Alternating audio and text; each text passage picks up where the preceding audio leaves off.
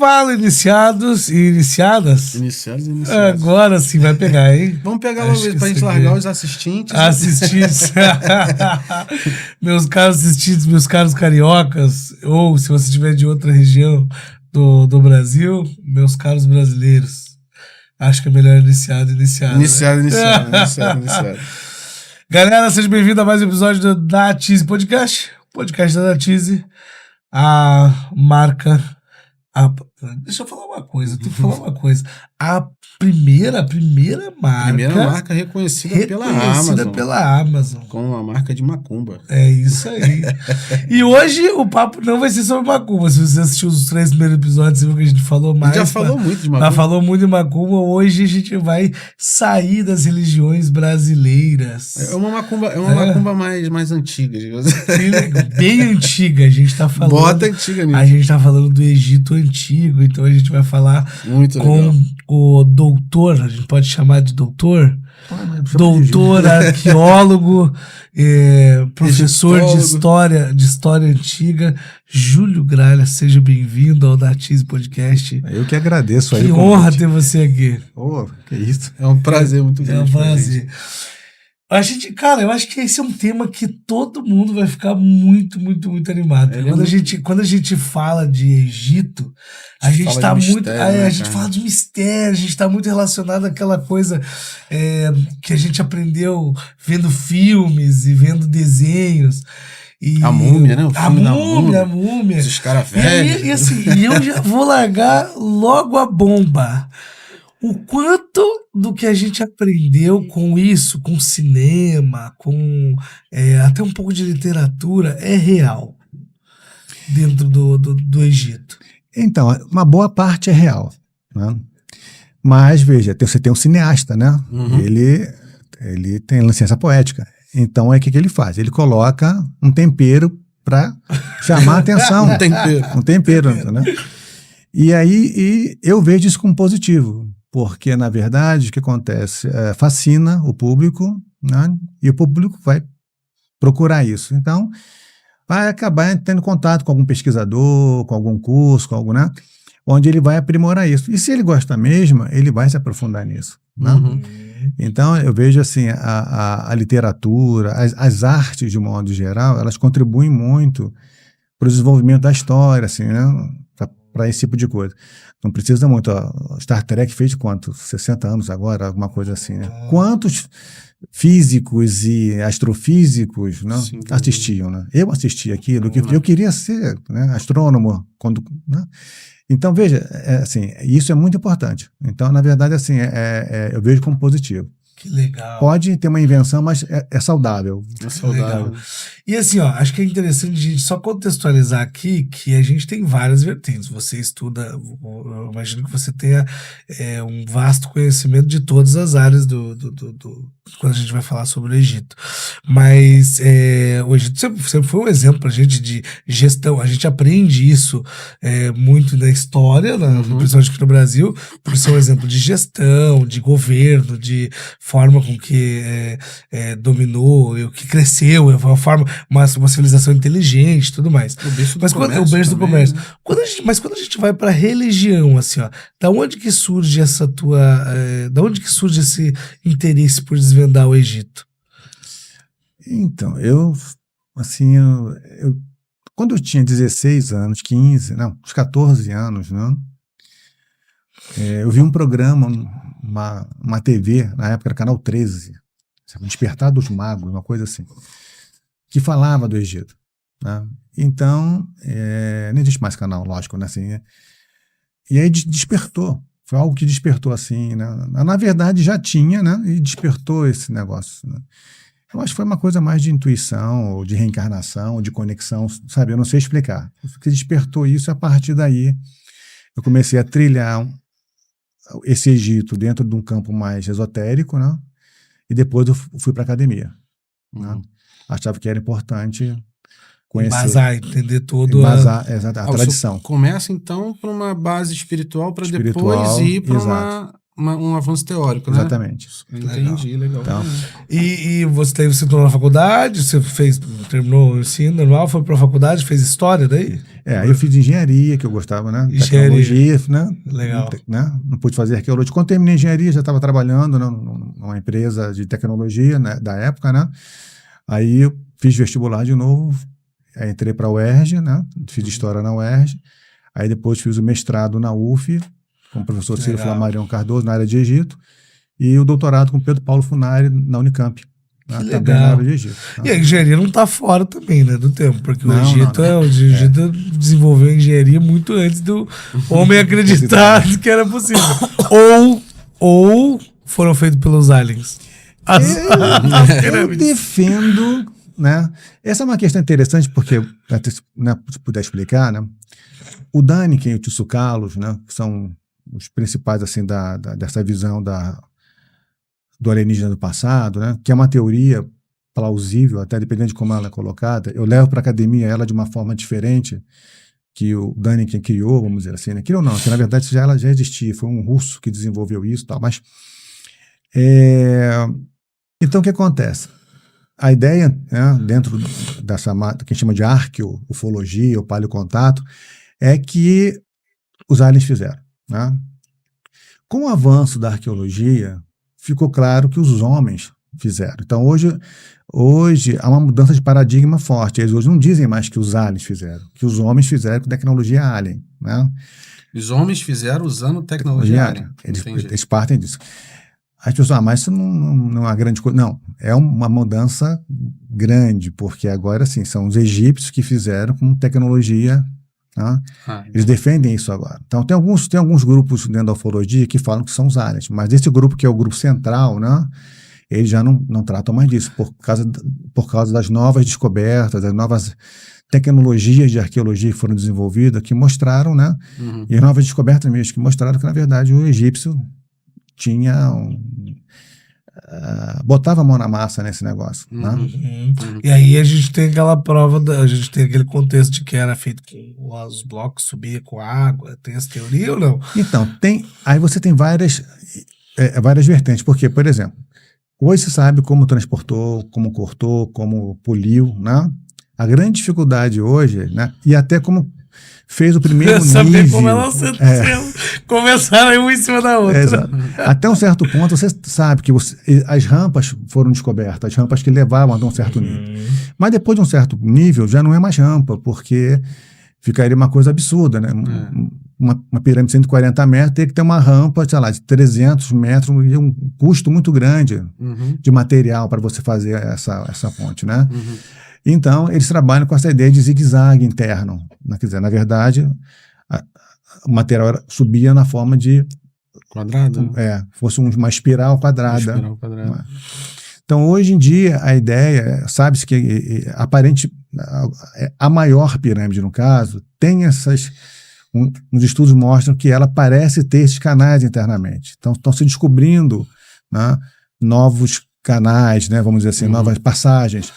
A gente sempre soube que existia. Isso. Né? Eu acho que assim, antes da gente ir para o nosso papo da espiritualidade, isso é uma coisa bem interessante a gente estar falando, porque assim, eu queria entender isso de você.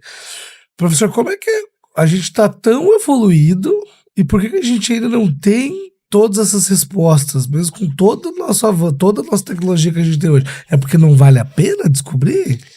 Não é nem bem isso. Né?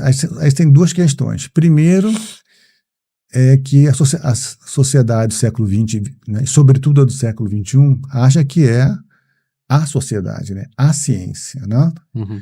Então, é uma visão soberba. Então, se eu não consigo fazer, ninguém mais faz. Então, os aliens fizeram. Entendeu? Então, tem uma... Bom, mas eu não acredito em aliens. Se eu não consigo fazer, como é que eles fizeram? Eu não consigo encontrar isso. Então, é uma dificuldade mesmo de encontrar esses, vamos dizer assim, esses materiais. Porque no caso do Egito e de outras sociedades da época, eles não registravam isso há muito tempo. E os registros, eles eram em material perecível, então desaparece. Né? Então, esse é um problema que a gente tem, né? Nos registros dessa... E para você ter uma ideia, até pouco tempo atrás, as catapultas, uma daquelas balestras, não sei se que assim, não é uma haste, um negócio de madeira que puxa uma outra haste e lança, né? Até algum tempo atrás, as balestras francesas, do século XIII, não se conseguia se fazer, não se conseguia. Fazia, disparava uma vez só e desmontava. Como é que esse povo lá do século XIII... Pontes romanas que eles faziam, né? Os romanos faziam para fazer um ataque a um outro lugar, tinha que passar por um rio, eles faziam umas pontes e uns barcos de desembarque, passava elefante ali em cima, né? Assim com uma rapidez. Até hoje isso ainda é difícil de ser produzido. Cara, que legal isso. Percebe? Eu vi hoje, não sei se o senhor chegou a ver, mas hoje de manhã, quando eu estava vindo para cá, até por coincidência, me deparei com essa reportagem no Instagram. Não sei se o senhor chegou a ver.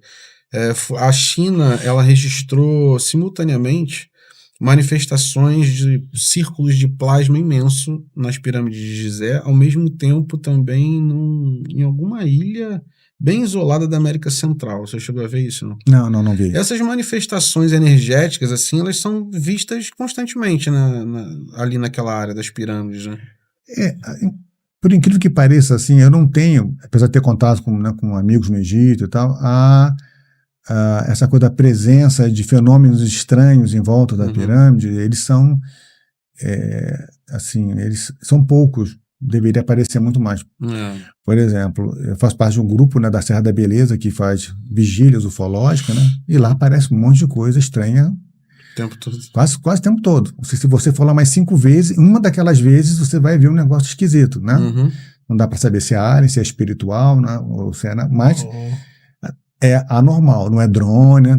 Então, é muito mais intenso do que lá. Então, assim, eu não sei dizer. Agora, a gente também, existe um estudo aí sobre o estudo da energia da forma, né? Que não é um estudo muito trabalhado dentro da academia, né? Vamos dizer assim, né? Ou talvez a física quântica possa trabalhar isso um pouco melhor, mas isso não é muito... não é trabalhado na academia dessa forma, mas a gente tem a questão da energia da forma. Então, por isso que o Anki tem essa forma aqui, ó, né?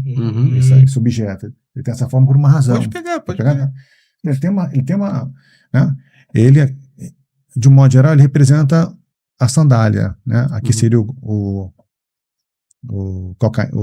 calcanhar, né? Os dedos ficariam aqui, né?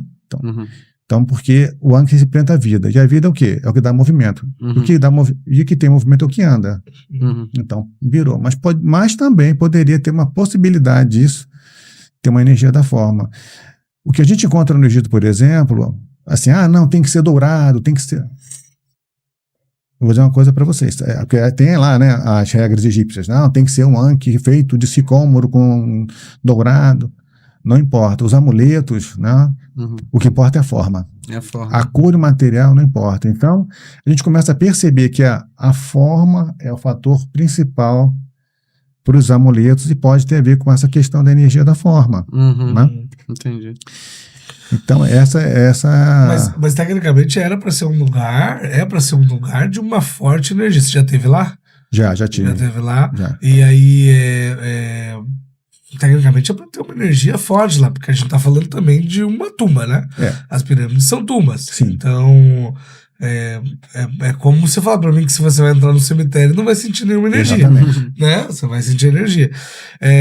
Uma pena que a gente sabe que é um patrimônio da humanidade que está sendo, que ao longo do tempo ele vai se deteriorando cada vez mais, né? E vai se perdendo essa essência cada vez mais. Até porque o turismo deve estragar bastante, né? Há um controle muito forte nisso, mas o que você falou, todo aquele planalto ali onde ficam as pirâmides, não tem só pirâmides, tem tumbas também. Então é tudo um grande cemitério. Então, a pessoa que é mais sensitiva vai perceber. Tem gente que passa mal dentro da pirâmide, sente uma série de coisas, né? Porque tem essas conexões. Ainda, né? Quer dizer, isso não é muito acadêmico, vamos dizer assim, né? Eu até digo que eu chamo de paradigma ampliado de ciência, porque é o fenômeno que acontece, mas a gente não sabe explicar, né? Mas eu vejo dessa forma. Então, alguma coisa ali, né? A forma, então são, sei lá, se é a pedra, né? As pessoas passam por essas situações, né? E assim. E é gente, culturalmente também, né? Porque já é um país culturalmente bem diferente do nosso. Bom, pelo menos o que eu vejo, eu nunca fui, tenho muito interesse de ir pra lá, Também não. mas pelo que eu vejo, assim, de vídeo, é bem diferente. diferente. Toda a cultura egípcia. Eles estão assim. A última vez que eu tive foi em 2019. A primeira vez que eu tive foi em 1995. Né? Assim, tem uma diferença boa já. Eles estão bem mais ocidentalizados, vamos dizer assim, né? Nesse aspecto. Mas eles têm um cuidado muito grande com o patrimônio, né? E o problema das tumbas, dessa destruição que você colocou, é porque uma delas, por exemplo, é uma tumba, muita gente entrando, o que acontece? A pessoa transpira, a transpiração tem sal, né? E essas substâncias atacam as paredes de calcário. Porque essas tumbas, elas são blocos de granito, mas elas são revestidas em calcário. Todas aquelas pinturas, todo aquele desenho, eles não estão cravados na rocha, estão numa parede, né? E aquele negócio cai, aquilo ali que desmonta, então tem que ser recolocado, tem que ser trabalhado, né? Mas não tem outro jeito. Turismo é o que dá o dinheiro pro país, exatamente, né? De alguma forma. Tá, e aí assim, a gente tá falando, já que a gente tá falando das tumbas, você quer falar, Diego? Porque eu tô muito interessado. Eu tô absorvendo aqui. Porque assim, a gente já que a gente entrou nas tumbas, a gente vai falar da religião. Então, a gente sabe, né? Isso é meio óbvio, todo mundo que fez ensino médio sabe que eles têm a religião deles, por isso que eles eram colocados em tumba, para ter vida eterna, múmia e todo o processo de mumificação. Aí, assim, quando a religião que você segue, ou a religião que você escolheu seguir, ou que você estuda, é essa religião que tem a ver com o que os faraós, é a mesma religião dos faraós? Como é que é isso? Como é que é essa relação? Ou tô fora, tô falando... Não, é por aí. Por aí, por exemplo, né? Eu estudo as práticas mágico-religiosas egípcias antigas, né? Que, na verdade, modernamente passou a ser chamada de quemetismo, né? Então, passou a ter esse nome. Mas eram as práticas que existiam. Então, eu comecei na minha tradição esotérica, espiritualista, né? Ainda sou ligado a isso, mas eu cada vez mais fui me conectando mais a essa egrégora, né? A essa linha dessa egrégora egípcia antiga, né? Então, eu estudo isso. Isso não fazia parte da minha cultura espiritual, era só pesquisa. E hoje, não, na verdade, eu faço lá as oferendas, faço esse tipo de coisa. Né? Que legal.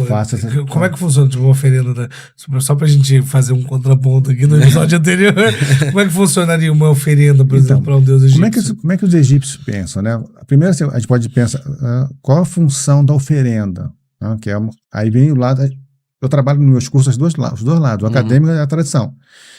Você faz uma oferenda aos deuses, né? Às divindades e tal. As oferendas, elas são bem genéricas no Egito. Diferente quando você faz para os orixás.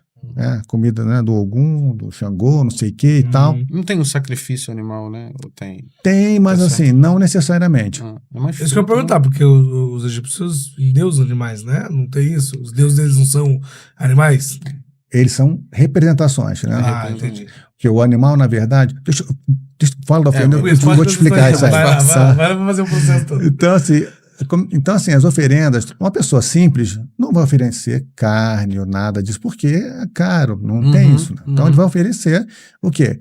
Objetos e vai oferecer plantas, né? Frutas. Então, essa maior parte das oferendas egípcias são dessa estrutura. O que a gente vê nas tumbas é o quê? É uma oferenda feita pela realeza. Então, às vezes, aparecem animais, né? Dependendo do tipo de ritual. Tem sacrifício animal no Egito? Tem. Então, nós estamos, né? Como tem todas as sociedades antigas, elas vão ter esse tipo de tratamento. Isso não é exclusividade da África ou de outro, né? Então, assim, mas, por exemplo, como é que é uma oferenda simples, né? Egípcia? Você faz uma oferenda, você pode oferendar. No caso, né? Eles não trabalham com os 4 elementos da natureza, mas os 4 elementos estão na oferenda, estão presentes. Então, eles oferendam ou água, leite, cerveja ou vinho, dependendo da divindade. Às vezes, né, faz a oferenda de pão, que é o pão ázimo, né, o pão árabe que a gente tem hoje, muito parecido. As frutas eram uvas, né, figos, tâmaras, né? Tinham frutas específicas lá, chamada fruta Dum, e outras frutas que não se tem aqui, né? Com o tempo, a maçã não fazia parte, ela passa a fazer parte, né? Então, nós temos alimentos. Laranja é muito forte no Egito, Não, né? laranja, Não? nesse período você não tem laranja, banana, entendi. tem melancia, tem algumas Legal. formas de melancia, né? Tem muito pão, assim, eles faziam pão de tudo, né? Pão com carne, pão com doce, pão com não sei o que, então, Que legal. a alimentação básica. Incenso, né? O incenso pode ser, que era das essências que existiam na época, né? Jasmim, lírio, lótus, Mirra, né? Se não me engano, também. mirra. O sândalo aparece, mas eu acho que ele vem mais tardiamente, né? O hibisco, né, que a gente usa muito aqui, né? Também, lá chamam de carcadê. Carcadê, né? O Líbano, falei do Líbano também, né? Então essas eram as essências mais usadas para fazer, né, os incensos. Então nós já temos a água, nós já temos a fumaça aí, que é o incenso, né? Temos a terra aí, que é os alimentos, né? E aí a chama era feita por lamparinas, né? E aí as pessoas faziam as orações, as invocações a né, essas divindades. Isso é dentro da prática da devoção, né? De você fazer um culto para a divindade e solicitar os benefícios da divindade. Né? Agora, o que a gente ensina, o que eles nos ensinam, na verdade, né? Porque o que eu falo foi a partir do aprendizado deles, né? Lógico que eles sabiam que aquelas oferendas, né, não vão para o Deus. Eles não eram idiotas. Mas eles dizem o seguinte, que o K, que é a energia vital daquelas a alma coisas, da fruta? O K, não chega nem a ser, é energia vital. Né? É o que me mantém vivo aqui, ó. Essa energia que me mantém vivo, né? Que eu me alimento, me respiro, né? Então essa energia é que é enviada. Né? E não tem nada a ver. E objetos também têm K. Então poderia colocar, por exemplo, o Deus Ptah é um deus artesão, dos artesãos. Eu poderia colocar ali um instrumento de artesão, né, porque eu quero melhorar a minha arte, por exemplo. Entendi. Mas a gente está falando de... por exemplo, quando a gente fala em deuses, a gente tem... são essas divindades. São deuses no nível de Osíris, Isso. Horus, Todos isso. Anubis e... Existem umas 2.000, tá? Divindades. Tá, entendi. Mas essas são as maiores. Porque, então, assim, não são as divindades são tratadas como Deus mesmo. Sim. E não igual a gente que tem, por exemplo, na Umbanda você vai ter o guia, ou tem Ela também... não é monoteísta. Não é do monoteísta. É politeísta. Só que aqui a gente tem, por exemplo, igual a gente tá falando, a gente fala de um Deus só na Umbanda, mas a gente tem os guias. Sim. Né? Lá não tem. Lá você tem os deuses, né? Eles têm uma visão do princípio único, mas no início da criação. Depois que a criação é iniciada, essa divindade ela se aposenta, vamos dizer assim. Esse princípio único para ele seria Atom, não? Aí no caso da religião de Amarna, né, foi o Atum, né? Mas de um modo geral na tradição egípcia é o deus Atum, que é parecido, Atum, né? É a primeira divindade que sai do oceano cósmico, né? Ele sai desse oceano, né? E aí dá início à criação. Depois que ele dá início à criação, ele se aposenta. Né? Então, ele não é um Deus onipresente, onisciente, onipotente, percebe? Ele vai delegando. Então, as outras divindades é que vão gerando essa forma. Entendi. Então, a visão, hoje você tem uma visão da religião egípcia, né? Alguns falam monoteísmo, no período da Akhenaton, né? Muito forte, mas assim, não chega a ser bem um monoteísmo, né? Há que se criar um conceito para isso, mas de um modo geral, a religião egípcia, eles chamam de, a gente defende hoje a expressão enoteísmo, né? Quer dizer, você tem, o que é o enoteísmo? É você ter um politeísmo, vários deuses, mas no momento do culto, aquele Deus é único. Entendi. Então, quando eu faço uma prece para Osíris, a gente encontra isso nos textos, aparece lá, Osíris, Deus único, sem semelhante. Como? Se tem um montão de deuses. Porque naquele momento... Era só para Osíris. É só para Osíris. Mas, tipo, no Egito lá, todas as comunidades, digamos assim, não sei como se divide por lá, cultuavam todas essas divindades? Ou era comum você ver, por exemplo, uma comunidade ou algum local que cultuava Anubis, outro que cultuava Sim. só Osíris, isso é comum lá. É também. comum você ter separado. Algumas são gerais. O Osíris, Anubis e Osíris tornam-se Chega a ser bem gerais. parecido até com o candomblé, né? De certa forma, é um pouco assim também. Né? Você tem a nação de Queto, que cultua Oxóssi, você tem a nação... Entendi. É parecido, sim, mas assim, por exemplo, algumas são gerais, porque, por exemplo, o Anubis e o Osíris, eles estão ligados à morte, né? De uma certa forma. Uhum. O renascimento, né? A questão. Então, em todas as vilas, cidades, né? Você vai ter um culto a Osíris ou Anubis. Isso eu ia perguntar, assim, ó, isso ficou exclusivamente na... Porque hoje a gente sabe que a África, a África tem, eu acho que sei lá, milhares, milhões de religiões. Sim, Eu acho que são, né, a África é um dos lugares que mais tem religião no mundo. Mas a gente também sabe que outras religiões invadiram esses países. Religiões até que tem guerra hoje, que estão em guerra hoje. Mas hoje, por exemplo, no Egito, você ainda tem essa religião muito forte, essa cultuação muito forte a esses deuses? Não, isso assim, se existe, é velado. Ah, então se perdeu no tempo. Perdeu no tempo. Porque você tem o quê? Você tem hoje o Egito. É um país bem tranquilo, tem uma né? religião que parece, não sei, é o Islã, não sei, que parece que dizem que por detrás dos panos eles fazem... Então, você tem o Islã, né, que é isso que eu ia falar. 95%, 90% da população. Você tem o cristão cópita, que é um cristão de base egípcia antiga. Né? O calendário cópita é o calendário egípcio antigo. Né? Então, por exemplo, dia 12 de setembro foi o Ano Novo cópita, que também é o Ano Novo egípcio. Nós estamos no mês de Tote, né? Que é o mês que a gente chama da estação de Aket, que é a estação da inundação. Né? Então, os cóptas usam isso ainda, né? Mas são cristãos, né? Nesse aspecto. Então, a gente tem essa coisa, né? Essas coisas se mantêm. Por exemplo, assim, ó, vamos sair um pouco dessa bolha. Se a gente tá falando que o Islã, porque isso já tinha, porque é onde o Egito hoje tá do lado serve de passagem, né, no corredor da guerra lá, né, que tá acontecendo. A gente pode dizer que essa religião, por exemplo, o Islã, tal como o cristianismo, pra gente aqui, ou o catolicismo, enfim, tem quase um poder político também junto com o negócio, por isso que a gente perde essa essência dos verdadeiros deuses do Egito? Ou não, assim? Não, isso foi uma mudança ao longo do tempo, né? Por exemplo, daqueles países do Oriente Médio ali, então o Egito, o Líbano, Jordânia são os mais abertos nesse aspecto. Né? Então, muitas pessoas que vão para o Egito, elas vão para fazer rituais esotéricos lá.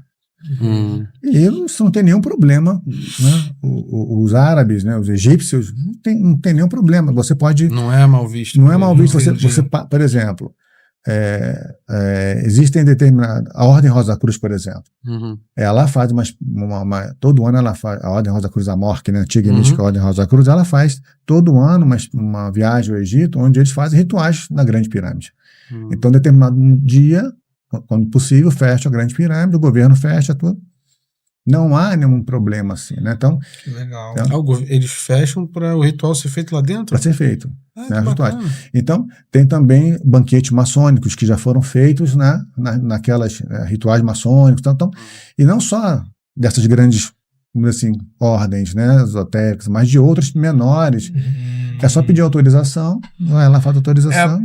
Quase um local espiritual, mas um templo espiritual para receber diversas religiões. E aí não há conflito nem do cristão cópita, nem do Islã.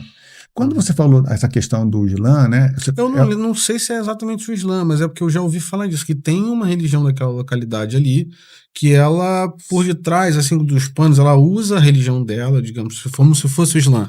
Ela usa o Islã ali para aparentemente fazer os cultos, mas por detrás ela tem muitas coisas que são semelhantes, como se praticasse ainda. Talvez, assim, eu não tenho muito conhecimento nessa área, mas, por exemplo, o sufi, né, o sufismo, que é derivado do islamismo, pode ser e é bem desenvolvido, vamos dizer assim, esotericamente, né, e misticamente, né? Então, eles podem ter bebido nessa fonte, né?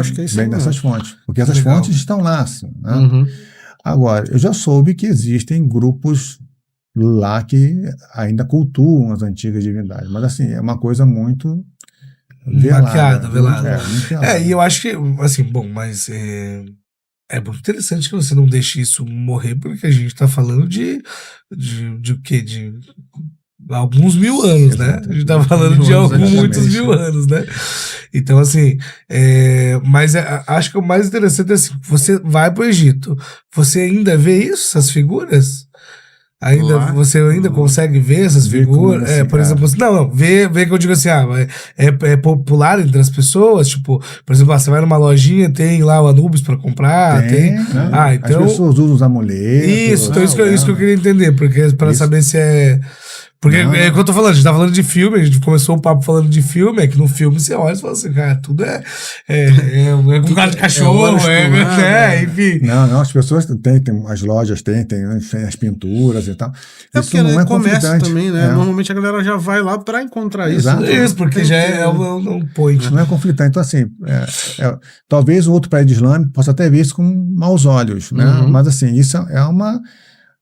o islamismo e o cristão copta, né, eles entendem que aquilo e eles preservam, é uma tradição, não é a religião deles, mas faz parte de uma tradição, eles têm honra daquela tradição, faz parte da cultura, faz parte da cultura, né, e eles sabem que aquilo é fonte, né, é uma fonte de renda, mas além da fonte de renda, eles têm essa ligação de uma tradição, entendeu?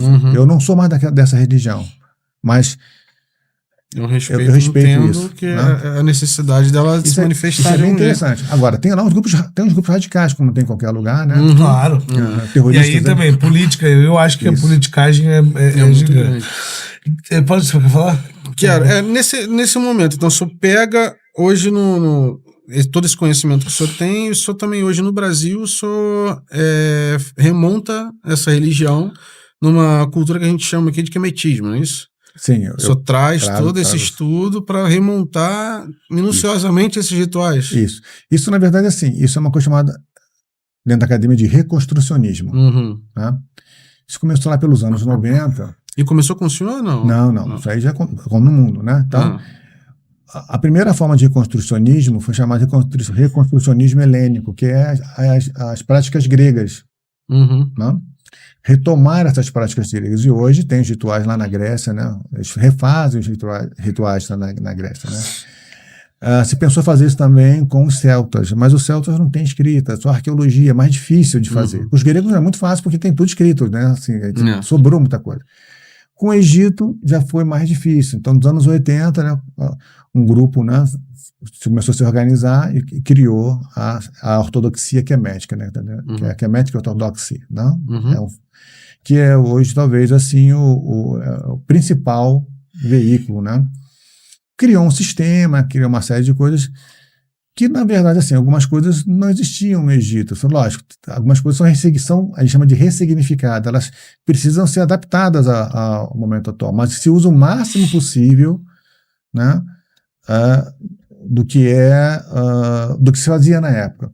Por isso que essas práticas elas são diferentes do esoterismo das sociedades secretas. Porque o esoterismo e a sociedade secreta, elas tomam isso por base e transformam em determinados graus, fazem introduzem outras coisas, né, mas tomam essa base. Né? Esses grupos reconstrucionistas, não. Eles vão aonde? Na ciência. Entendi. Eles não estão na tradição. Eles vão lá na universidade, né? Então, o que acontece? Se eu quero ser um bom quemetista, eu vou me formar em egiptologia, eu vou estudar a história antiga, Egito. Por quê? Eu quero saber como é que aquilo era feito naquela época para ao pé da letra, refazer.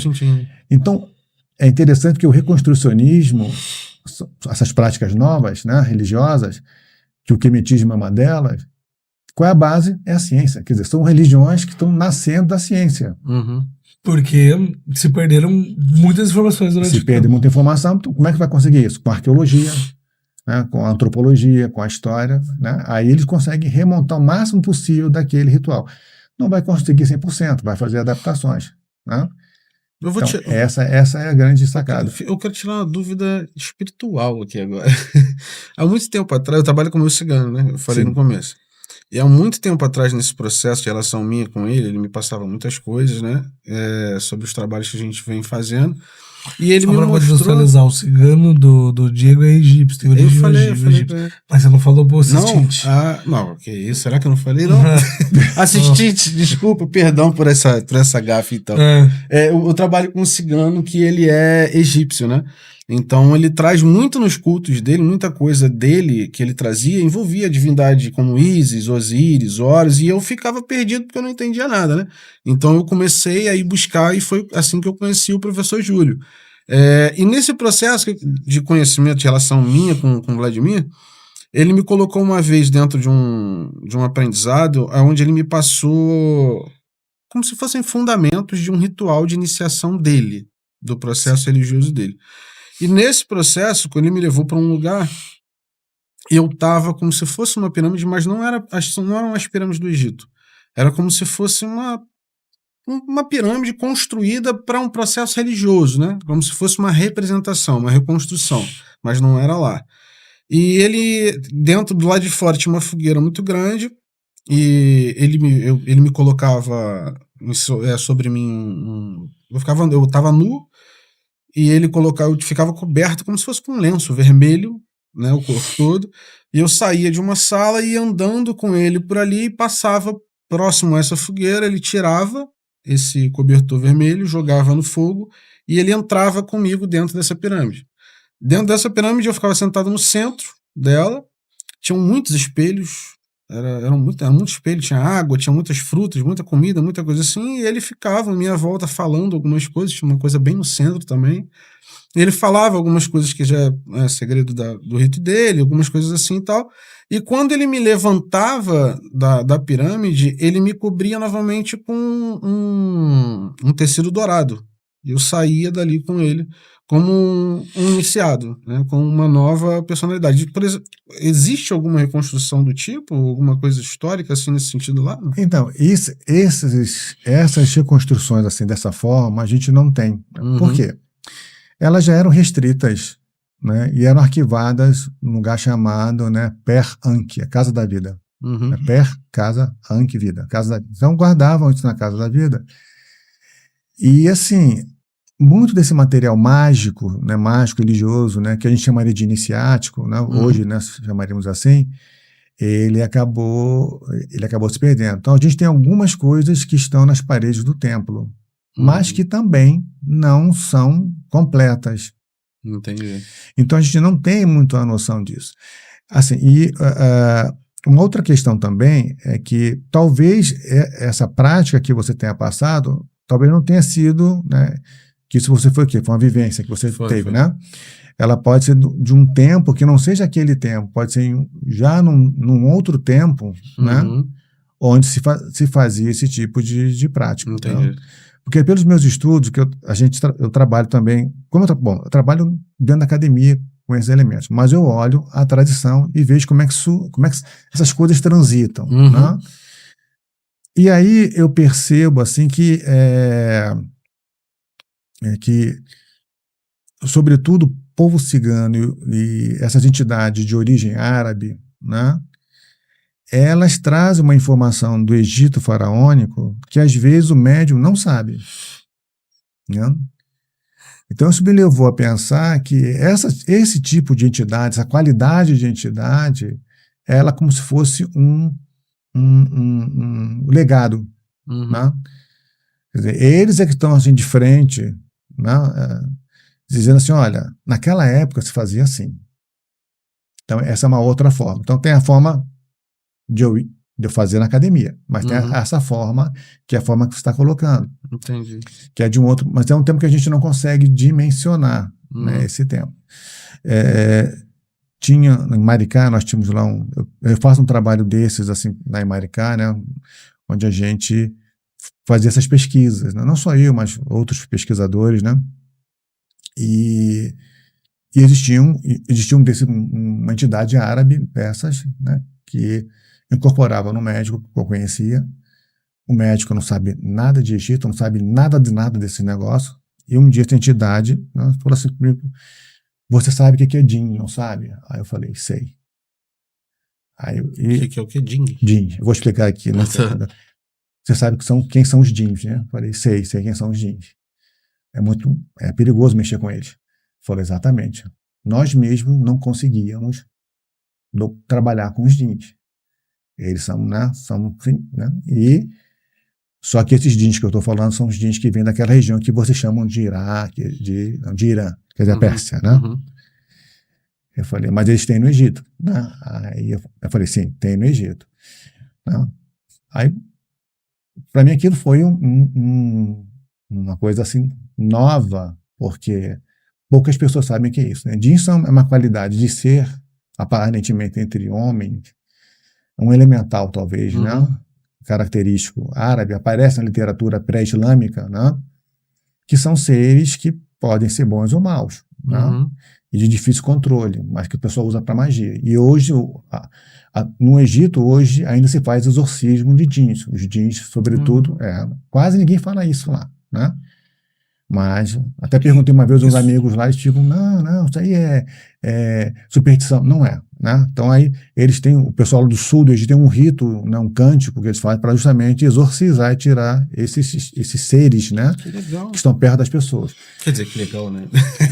Mas se ele fosse fazer o bem, é que triste, né? Se ele for fazer o que mal, que legal, né? Tem o bem e tem o mal, sim. Então há como conversar com eles, há como, né? E tem gente aqui no Brasil que está tentando mexer com essa magia, né?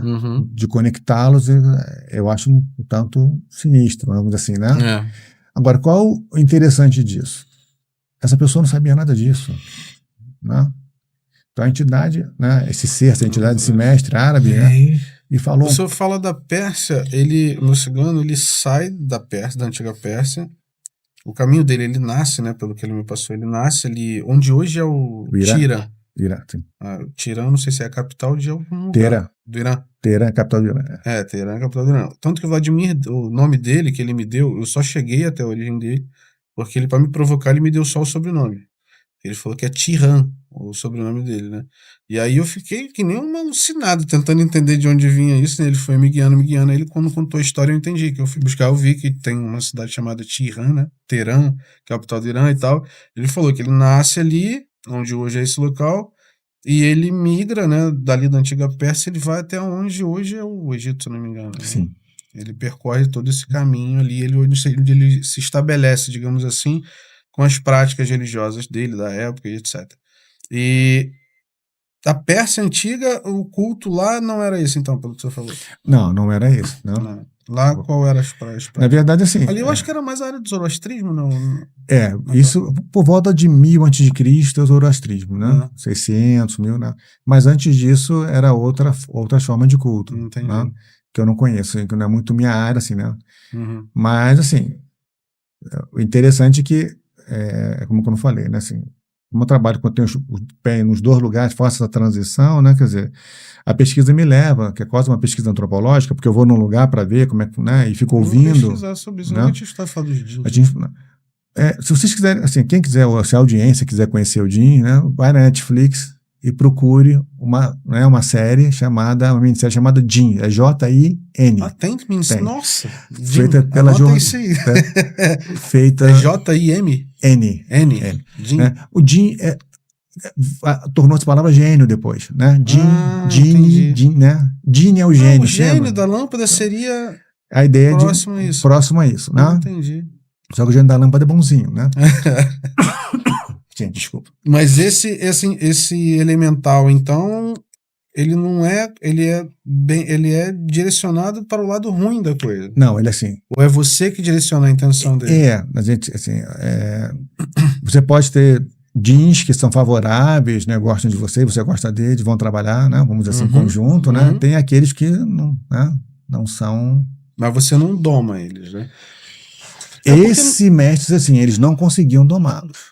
Entendi. É porque normalmente, assim, na magia em si, em algumas práticas mágicas aqui, né, a gente trabalha com os elementais e a gente que direciona, né? O problema é que esses elementais, a partir de certo tempo, quando você não passa a não alimentá-los mais, aí é que o negócio começa a acontecer, né? Sim. Então, assim, eles começam a se virar contra. Meio que nesse processo também?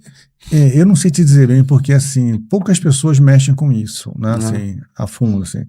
Mas, assim, tem uma literatura de pesquisadores que são muçulmanos, né, que trabalham com práticas religiosas pré-islâmicas, porque no textos islâmicos aparecem os jeans, Uhum. e eles trabalham mais isso, né? Conhece, assim, eu não sei, assim, não tenho, né?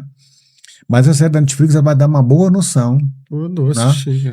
Pra Toma ver. cuidado aí, professor, o que você traz pro Brasil aí, que senão a gente vai ver a verdadeira mistura do Brasil com o Egito.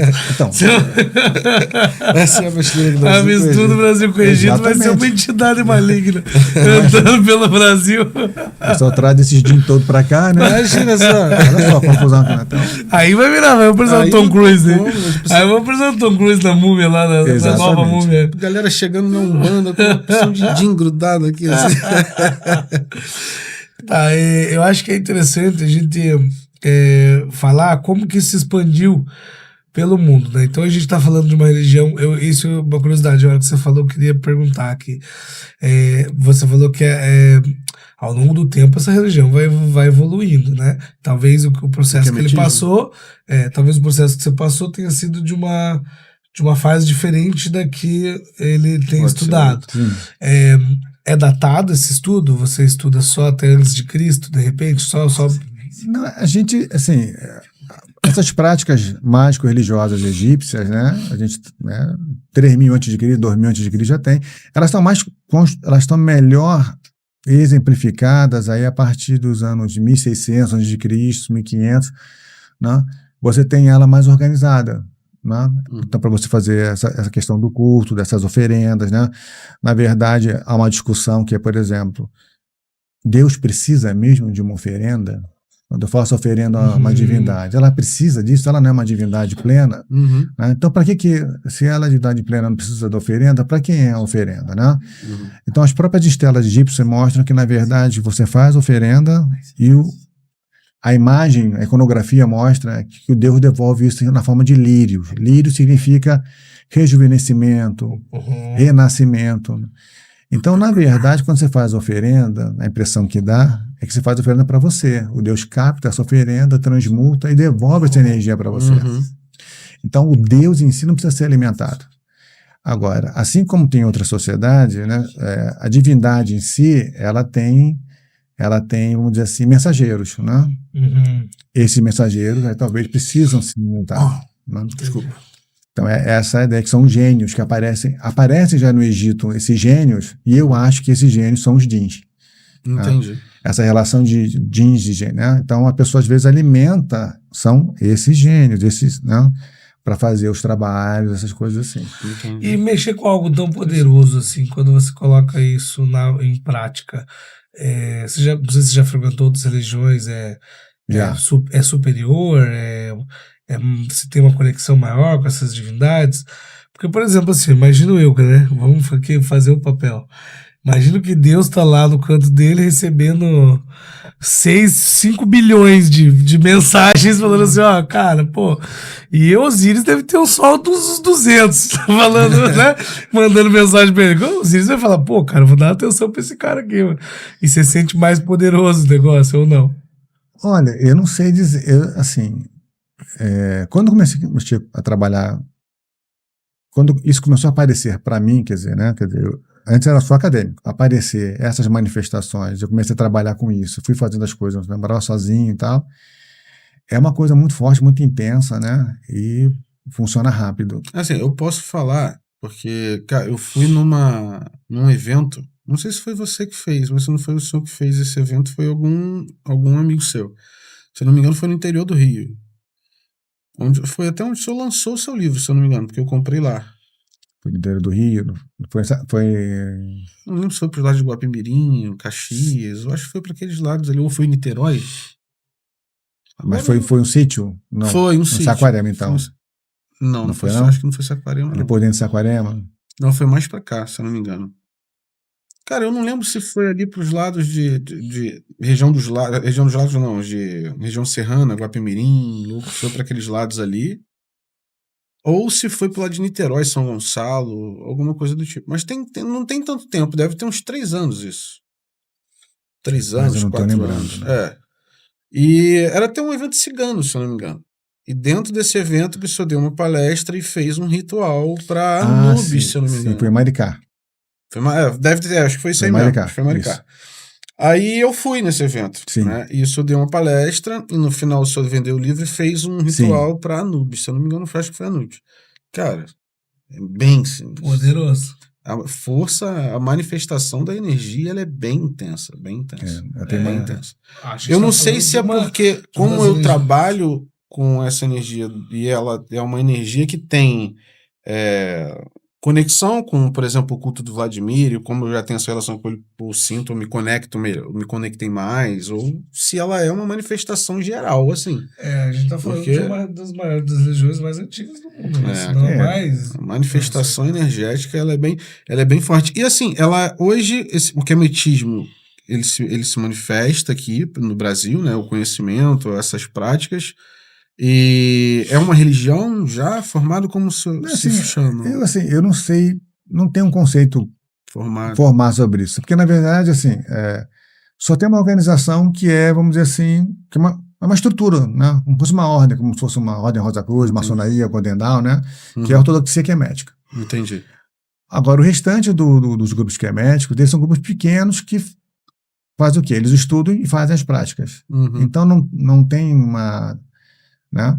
E eles vão se dizer que são queméticos, por quê? Porque eles vão nas práticas... Uma prática mais individual? Mais individual. Você tem que imaginar, por exemplo, como é que era feito naquela época. O egípcio comum não tinha acesso ao templo. Entendi. Ele não ia à igreja, não tinha esse negócio. Entendi. É só nos festivais que ele podia entrar no templo. E nem sempre, e nem em todos os lugares do templo. Tinham muitos festivais. Mas ele não tem assim, vou à igreja, vou no centro espírita. Não tinha isso nesse negócio. Então, como é que eles faziam? O culto era familiar. Entendi. Entendeu? Mas existe o culto coletivo também, não? Não, existia, sim, mas, por exemplo, a gente não tem os registros. Eu imagino que sim. Né? Essas famílias se reunindo. E em determinados momentos existiam capelas que eram ao longo das estradas e tal, né? Onde as pessoas podiam fazer seus cultos e tal, né? Uma das coisas que comecei a estudar é a possibilidade da incorporação. Então, encontrei 2 registros, um em termos de fábula, um conto, falando de incorporação. E o outro, na verdade, um registro de um relatório de um viajante egípcio que estava comprando cedro do Líbano, né, para levar para o Egito. Se são verdades, não importam, porque os 2 falam da incorporação. Então, se fala em incorporação, a incorporação existia. Existia, exatamente. Né? Bem interessante. Então, assim, eu entendo que em algum momento, né, havia uma incorporação. Mas é o Osíris que está incorporando, é a Isis? Eu acho que não, acho que são mensageiros, né? É muito difícil porque vamos pensar em termos agora espirituais, né?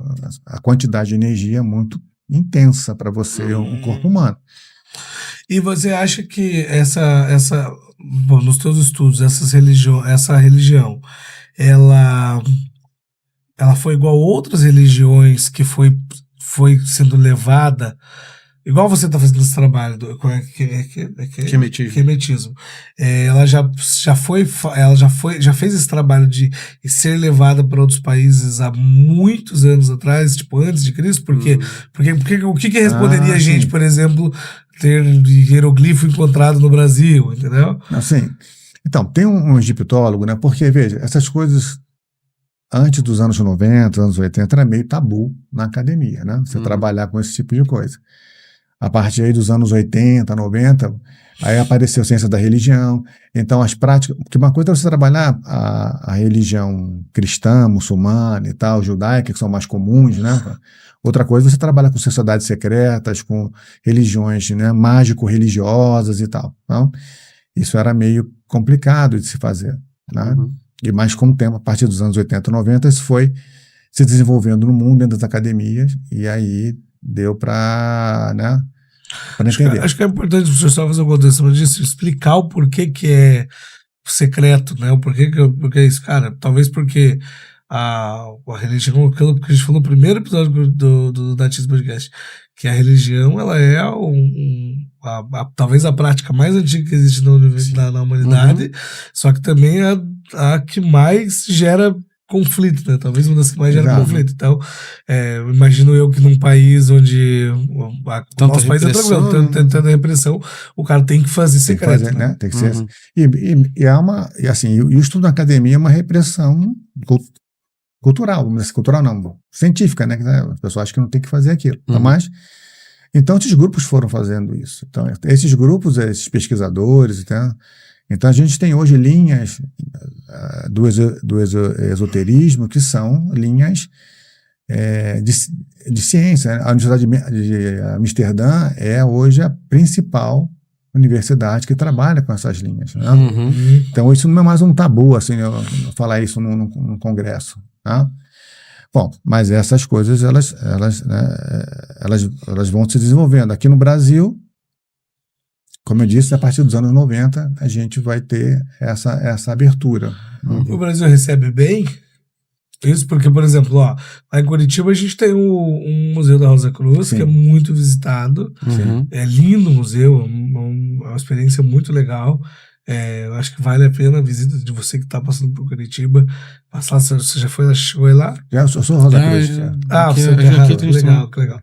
E lá é bem interessante o museu, e assim, eu vejo que, principalmente o bairro, assim, que lá tá localizado num bairro que é o Bacaxiri, o bairro recebeu muito bem, assim, tem todo um respeito, as ruas são muito mais conservadas, é um negócio, não é da prefeitura, é uma instituição privada, Uhum. né?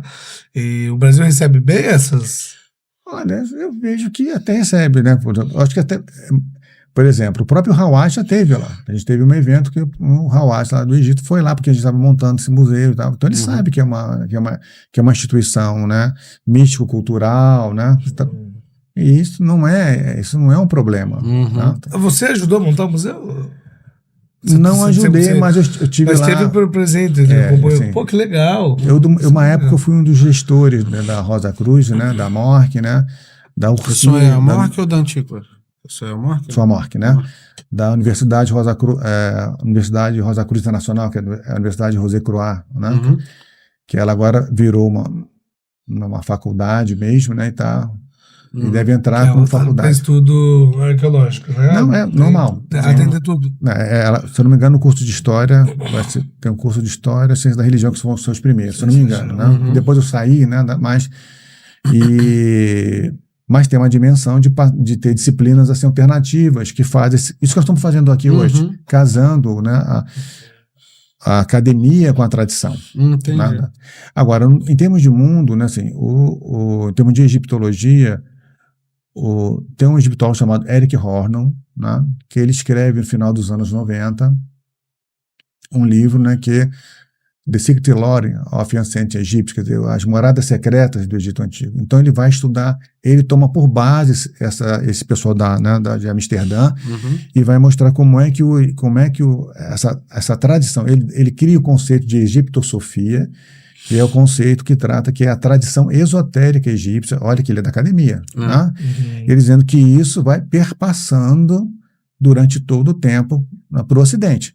Então ele vai, como é que isso acontece no mundo greco-romano, já com Hermes Trismegista, começa ali, depois no mundo medieval, né, no século XVIII a sociedade secreta, no século XIX a sociedade secreta, né, e novas práticas de culto no século XX. Que legal. Então esse livro, ele é único, né, acho que é The Secret Lore of Ancient Egypt. Né? Tem tradução dele para português? Não tem, né? Isso explicaria por que a gente encontra hieroglifo no Brasil, na Amazônia, por exemplo.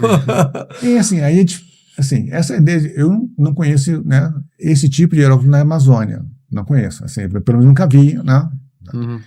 Mas, por exemplo, a Amazônia já é uma outra característica, né?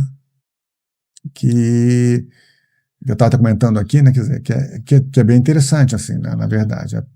Por exemplo, existem lá uma coisa que as pessoas não sabiam, que são chamados geoglifos. Tem uma quantidade muito grande de marcações no solo, né, profundas, de 2 metros de profundidade por 3, quadrados, círculos, né, que a ideia é que ele deveria ter uma ocupação, ou um templo, ou alguma coisa assim, dessas populações. Então tem muita coisa na Amazônia hoje. Que se alguém sabe é um mistério, né? Não, os arqueólogos da Amazônia sabem. A questão é que Não divulga. É uma coisa assim, por exemplo, eu tô aqui me expondo, né? Uhum. Eu tô falando de academia, né? Sim, E de tradição. Uhum.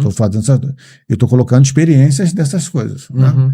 Não é todo pesquisador que vai fazer isso, É Entendi. verdade. É percebe? verdade. Uhum. Né? Então você vê assim, né?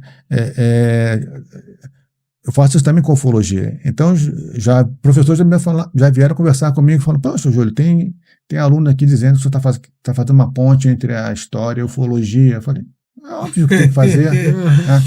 Porque, veja bem, né? Até isso é para a audiência, né? Para explicar para todos por que a gente faz isso. Veja, a ufologia não impacta socialmente a economia, filme, né? Uhum. Essas questões do Egito Antigo não impactam a sociedade, não impactam a cultura, não impactam a economia, não impactam práticas religiosas. Sim, tudo. Né? Então, forçosamente, elas são objetos de estudo das ciências humanas. Uhum. Você pode não querer pesquisar isso, você pode não querer pesquisar isso, mas eu quero pesquisar isso. Uhum. Então, eu não posso sofrer nenhum ataque no sentido, né, quer dizer, é completamente ridículo qualquer ataque, porque eu estou trabalhando com um objeto que afeta a sociedade humana. Eu estou tentando entender como é que esse objeto funciona, do ponto de vista acadêmico e do ponto de vista da tradição. Sim. Né? Até porque, se a gente parar bem para pensar, daqui 10 mil anos alguém pode estar estudando uma religião que não existe mais hoje. Exatamente. Sendo praticante, né? Exatamente. Então, e essa é a questão. Então, isso... Hoje a gente tem uma gama de pesquisadores dentro da universidade que já estão se expondo nessa situação, né? Mas tem muitos que conversam não querem se expor, né? Eu acho que vai se tornando popular, assim, eu acho que esse tipo de trabalho vai se tornando popular. E principalmente porque, assim, ó, eu não sei vocês aqui, mas até pelo próprio papo, a gente tá falando a gente tá falando de uma religião africana. Sim. E a religião africana já está no Brasil faz muitos anos, né? Chegou lá na década de 80 criou a Umbanda, não é? Tem 100, 100. Você explica, você sempre fala que existe. Isso no século XX, 1900 alguma coisa. Que você fala que bom, chegou, né, no Brasil. O Dom Black tem aí seus 500 anos, mais ou menos. Já tem mais tempo. E aí chegou no Brasil e se misturou com a religiosidade brasileira. Só que aí a gente tá falando de religião, que virou religião porque tem gente que segue. Tecnicamente a gente tá nesse papo falando de religião, mas quando você embasa com a ciência, a gente fala, pô, é interessante, isso aqui poderia ser um documentário do National Geographic que ia ser super interessante. Mas na verdade não, a gente tá falando de uma religião que foi criada na África, que poderia também estar se desenvolvendo. Sim. E que, cara, bem ou mal, foi uma religião, bem ou mal, acho que nem se encaixa isso que eu falei, mas foi a religião que fez, através das práticas ritualísticas deles, das crenças deles, formou uma civilização mais rica da história, mais próspera da história. Porque então, quanto mais assim, sofisticado você tem as práticas religiosas, isso mostra o quanto a sociedade é sofisticada. Exatamente. Então você tem uma... Eu quero até, inclusive, voltar um pouco, porque eu fiquei com uma dúvida. Quando a gente fala nas divindades egípcias, a gente tem Osíris, tem Horus, de repente, que faria, eu acho, com um papel mais crístico, né, na atuação deles. A gente tem Sete também, que já é mais pro lado lunar, né? Dentro disso tudo, assim, dentro da arqueologia, vocês conseguiram identificar alguma coisa como, por exemplo, assim, sei lá, um trabalho de amarração amorosa, ou então um trabalho de destruição, sei lá, você pegar lá um bonequinho, enfiar as agulhas, é isso que a gente tem. Vocês acharam? Tem isso. Então, o que acontece? E todas essas práticas mágicas, né, qual é o grande problema? É tudo feito com material perecível. Uhum. O que é de perecível? É feito com papiro de baixa qualidade, é feito com madeirinha. Uhum. Então, aquilo, em 3.000 anos, desaparece. Uhum. Então, alguns bonecos foram encontrados de madeira, pouquíssimos foram encontrados, talvez uns, né? Quem trabalha isso é uma outra egiptóloga chamada Geraldine Pint. Ela tem um livro sobre, né, Magic Egypt, alguma coisa assim, fácil de encontrar. Esse está em PDF, você bota, aparece lá, pode, né?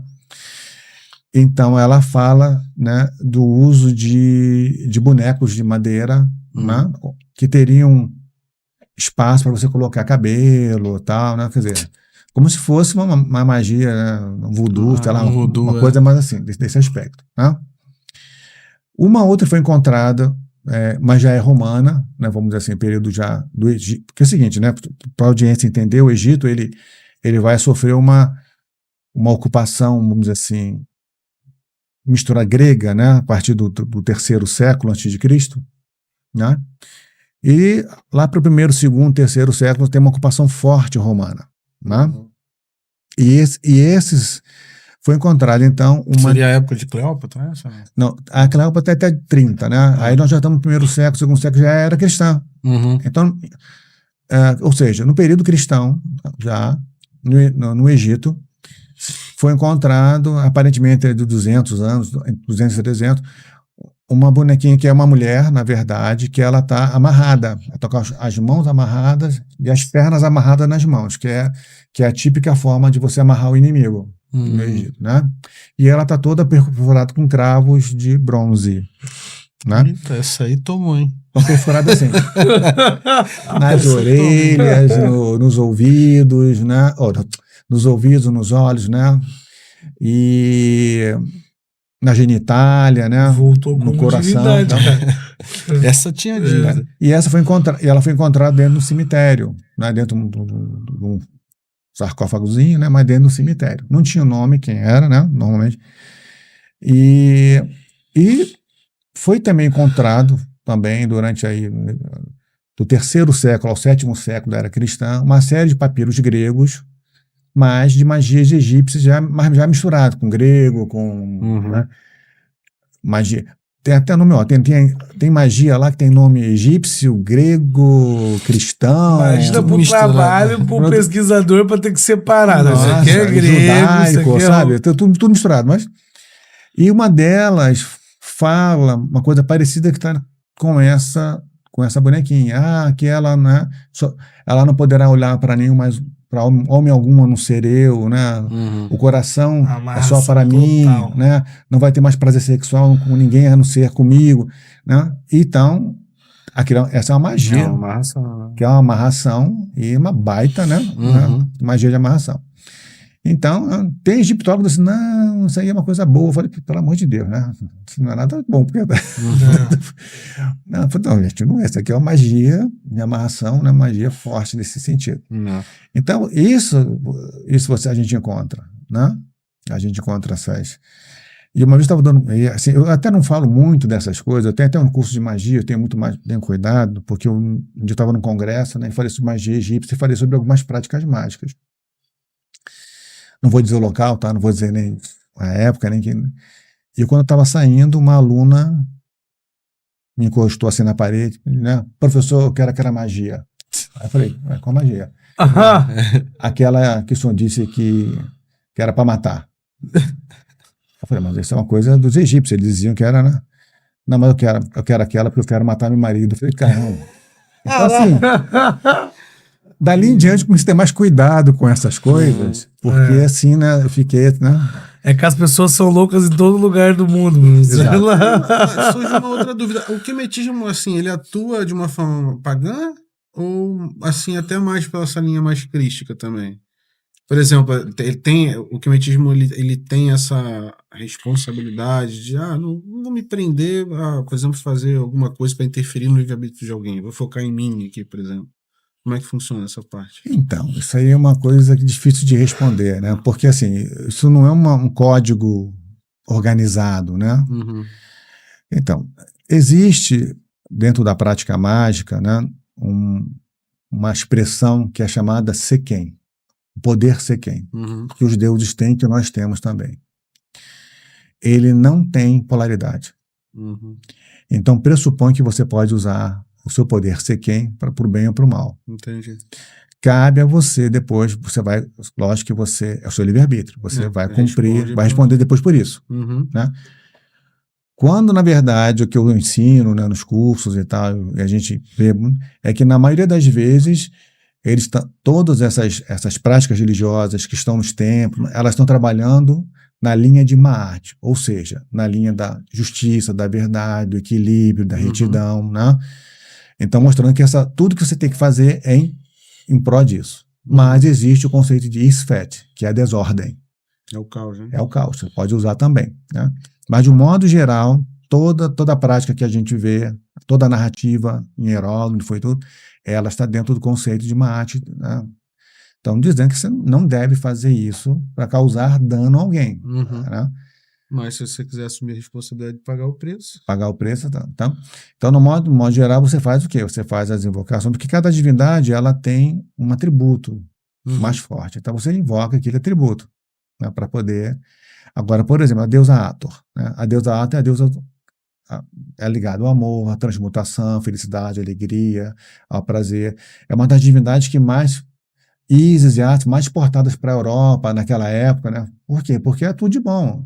É potência sexual, é o amor, é riqueza, é prazer, entendeu? Transmutação espiritual, tudo tem a ver com essa divindade. Né? Então a gente vai encontrar muita magia de amor, né? Com Hathor. Né? Que legal, cara. E a Hathor é a base. Não precisa nem falar. Tem mirra, é a deusa Hathor. Né? Mirra é uma essência dela. Porque algumas divindades têm coisas exclusivas, né? Você comentou de Sete, por exemplo. Sete, né? Alface e carne de porco. É a oferenda dele. Que está associado a ele. Né? E ele grão de bico, ao Osíris, ao Horus. Ele é ligado a qual atributo? O Sete, na verdade, assim, ele é uma entidade, né? Ele é uma divindade que está ligado às tempestades, né? Está ligado a... Então, assim, ele representa as forças caóticas da natureza, mas ele não é maléfico. Ele representa aquilo que a natureza tem, né? Por outro lado, ele representa também o homem mais adulto, o homem assim maduro, forte da ação, entendeu? O poder da ação, vou fazer isso aqui, não sei o que lá, tem que arrebentar aquela parede. Né? Ele tem se a gente levar para a astrologia, ele está mais para Saturno. Saturno. Entendeu? Ele tem mais o jeitão de Saturno, né? O Diego é engraçado, cara. Já falei pro Diego que é o seguinte, cara. O Diego ele fica questionando, ele entra num papo com o convidado que só funciona na cabeça dele. Ele não é Saturno, é fogo, né? Então. Tô viajando. Pô, contextualiza pros caras, meu. Porque na astrologia tem esses pontos, né? O Marciano tem essa ação, o Saturno também tem isso. Não, é que tipo assim, parece tipo de frente com o Gabi. É fogo, né? Não, é Saturno. Faz sentido. Desculpa. Por isso que eu expliquei aqui, dizendo, olha, assim, da ação... Claro, entendeu? Eu tô vendo que você tá explicando, e o Diego fazendo questionamento. Fazendo ligação. Deixa, ó, o seguinte, então, ó, fica aqui a lição pra você, ó, tirar o livre-arbítrio de outra pessoa é consequência tua, hein? Consequência que professor, pra gente encerrar esse episódio que tá maravilhoso, que a gente já estourou nosso tempo há alguns bons minutos, eu queria que você deixasse uma lição para os nossos iniciados, uma lição que você aprendeu da essência dessa religião, da essência de toda essa prática da religião egípcia. Desse contato, olha, assim, o que eu posso dizer? Na verdade, assim, como toda a prática, né, que você faz, né, ela vai te trazer bem-estar, né? Ela me trouxe coisas boas, vamos dizer assim, né? Lógico, a gente passa por diversas situações difíceis, mas a gente faz as invocações e tal, né? E, assim, o que eu sinto, na verdade, é uma aproximação muito grande com esse mundo, né? E me traz bem-estar. Então, na verdade, serviu para mim isso, né? Eu acho que é o caminho de cada um. Cada um vai escolher o seu caminho nesse aspecto, né? Eu me lembro de uma vez que eu fui jogar Búzios, né? Dá tempo ainda de falar isso? Não? Dá. É que assim, ó, o que eu queria que você complementasse, que, por exemplo, assim, se eu pegar o cristianismo, assim, Deus é amor, entendeu? Então, tipo assim, ame o próximo, faça isso. Vamos pegar a Umbanda, por exemplo, acontece tal coisa, caridade, ajuda. Então, na verdade, assim, a religião egípcia, né? Ela é multiplação. Então, ela é um desenvolvimento do próprio ser, você desenvolver a sua consciência, a sua capacidade de espiritualidade, a capacidade de você auxiliar o outro, né? E trazer uma coisa que sempre os egípcios colocavam, né, nas suas invocações, né? Ankh Ud Jacineb, ou seja, vida, prosperidade e saúde. Então o foco é que você, não só você tenha vida, quer dizer, né? Isso aqui, prosperidade e tenha saúde. Como é que não só para você. Ankh, né? Ankh, né? Udja Udja. UDJA, né? Seneb, SENEB, Ankh Udja Seneb. Vida, prosperidade, saúde. Então, essa é a base da religião egípcia, né? Que você tenha vida, né? Poder sair, namorar, transar, se divertir e tal, né? Que você seja próspero e que você tenha saúde para isso tudo. E que você possa transbordar isso, né? Quer dizer, passar para outras, né? Essa é a base central, não, acho que é isso, né? A base central da religião egípcia. Que legal. Pode terminar de falar dos búzios. Você falou do terceiro dia. Isso aí é uma curiosidade, né? Então, uma vez fui jogar búzios com uma pessoa até muito boa, né? Aqui do Rio. Aí ela começou a jogar, aí ela tinha um copo d'água assim do lado, né? Aí ficava assim.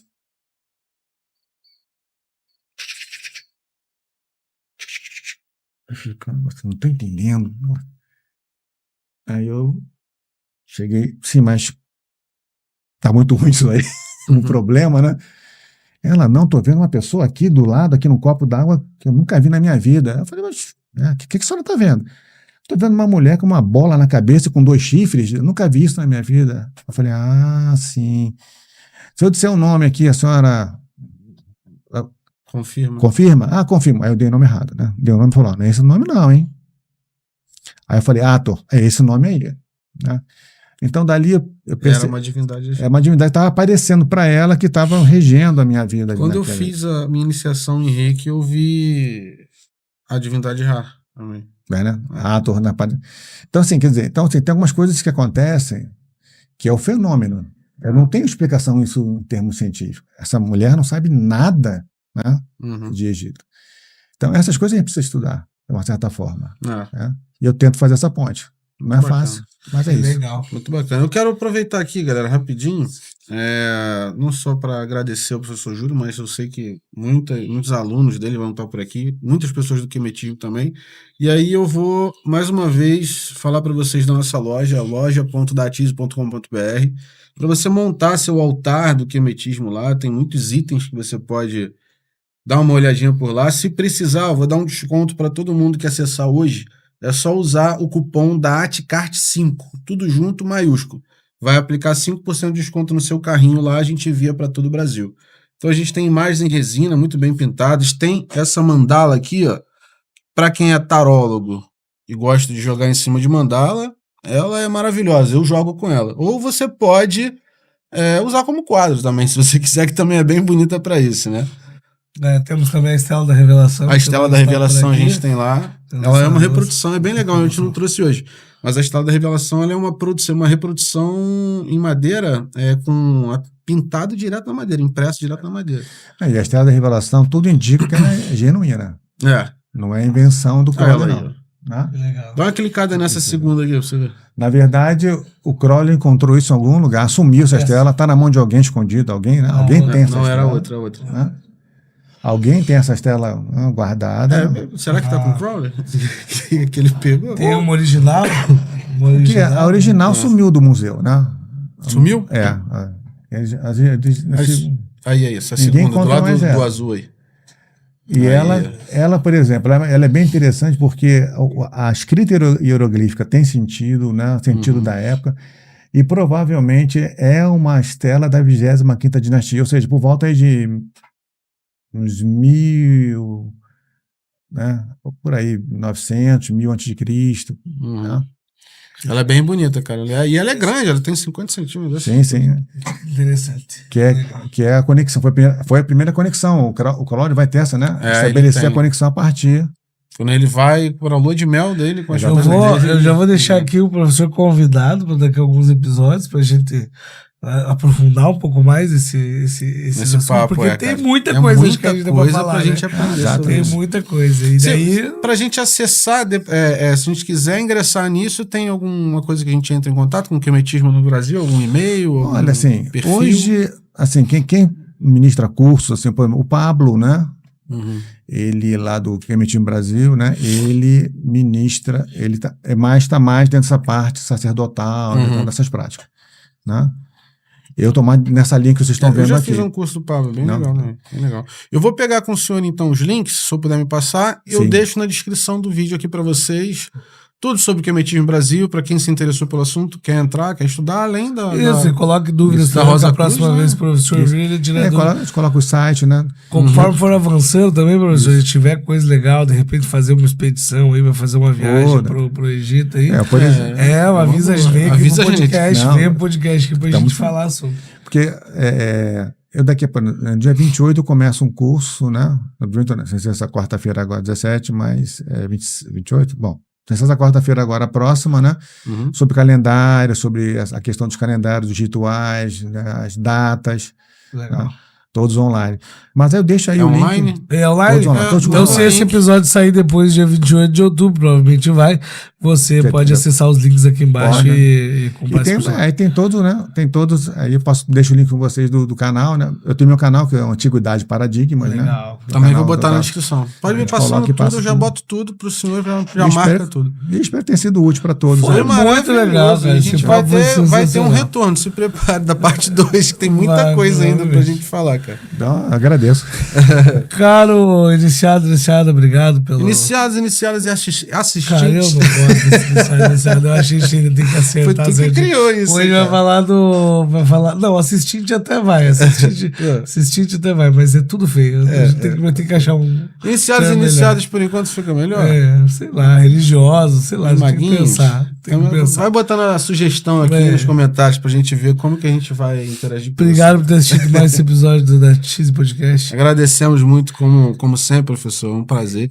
Muito obrigado pela sua presença. Obrigado por quem ficou até aqui com a gente. Que Deus te abençoe, independente da religião. Que assim seja. E muito obrigado. Um abraço a todos.